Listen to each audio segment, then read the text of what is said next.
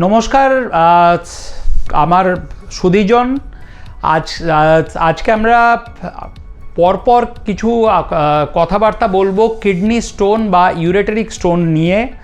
Kidney যেটা আমরা খুব সাধারণ একটা প্রশ্ন থেকে শুরু করব, যেটা বিগত এক দশকের বেশি প্র্যাকটিসে আমার বহু পেশেন্ট আমাকে প্রশ্ন করেন যে ডাক্তারবাবু আমার কেন বারবার কিডনি স্টোন হয়। আমি তো অপারেশন করিয়ে গেলাম 2022-এ, করোনা লকডাউনে আপনি অপারেশন করলেন, আবার 2026-এ দেখা যাচ্ছে ডান দিকের কিডনিতে করেছিলেন, বাঁ দিকের কিডনিতে আবার একটা ছোট স্টোন এসে গেছে, আবার হয়তো আমার পেচ্ছাপে জ্বালা ব্যথা হচ্ছে অথবা কোমরে ব্যথা হচ্ছে।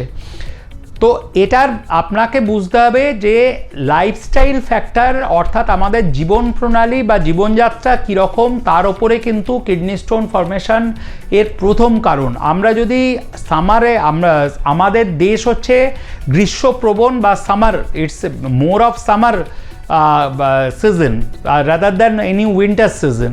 তো আমরা যদি এক্সেস জল কম খাই, অর্থাৎ আমার যেটুকু আমার তেষ্টা পাচ্ছে আমি বাইরে টয়লেট যাব না বলে আমি জল খাচ্ছি না, বা সেক্ষেত্রে বডি ডিহাইড্রেশন হতে থাকে, অর্থাৎ শরীরে জল শুকোতে থাকে, সেখানে যেটা হয় যে বর্জ্য পদার্থ যেগুলো রয়েছে, অর্থাৎ specially calcium, oxalate, uric acid, এই যে বর্জ্য পদার্থগুলো এগুলো কিডনির ভেতরে জমার সময় পায়, এবং এই যে ক্যালসিয়াম, অক্সালেট, এই যে ক্রিস্টালগুলো অর্থাৎ বালু কণাগুলো, এগুলো অনেকক্ষণ ধরে যদি ফ্লাশ না হয়, অর্থাৎ আমরা যেরকম টয়লেট ফ্লাশ করি সেরকম কিডনি ফ্লাশ করার একমাত্র উপায় হচ্ছে কিন্তু জল।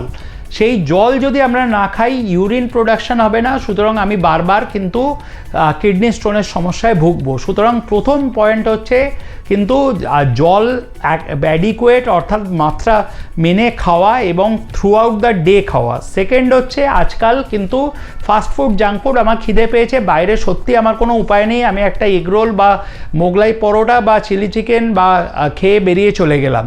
তো এই যে আমাকে বুঝতে হবে, আমি কোনো এগরোল বা চাউমিনকে দোষারোপ করতে চাই না, যে কোনো ফাস্টফুড বা জাঙ্ক ফুড কিন্তু সল্ট লোডেড, অর্থাৎ নুনে ভর্তি।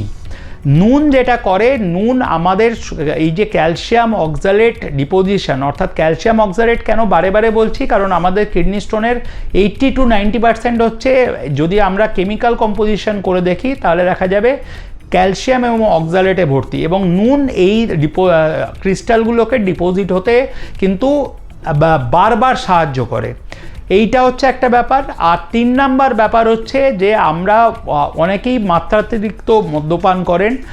আপনাকে খেয়াল রাখতে হবে, আপনি বিয়ার খান বা অন্য ভ্যারিয়েন্ট, আমি কোনো নাম করতে চাই না, যে কোনো অ্যালকোহলিক বেভারেজে কিন্তু আপনি যদি অ্যাডিক্ট হয়ে পড়েন, অর্থাৎ মাদকাসক্ত বা অ্যালকোহলে আসক্ত হন, তাহলে সেক্ষেত্রে কিন্তু আপনার শরীরে ইউরিক অ্যাসিড, অর্থাৎ ব্লাডে ইউরিক অ্যাসিডের মাত্রা বাড়তে থাকে।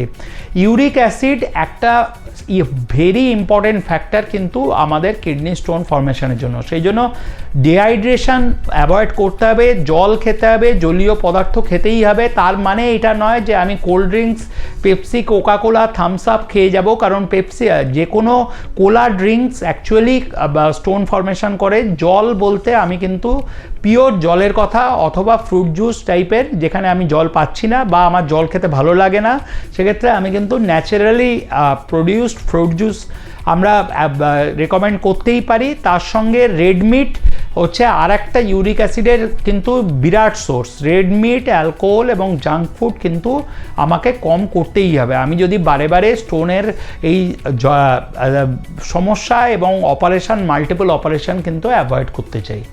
নমস্কার।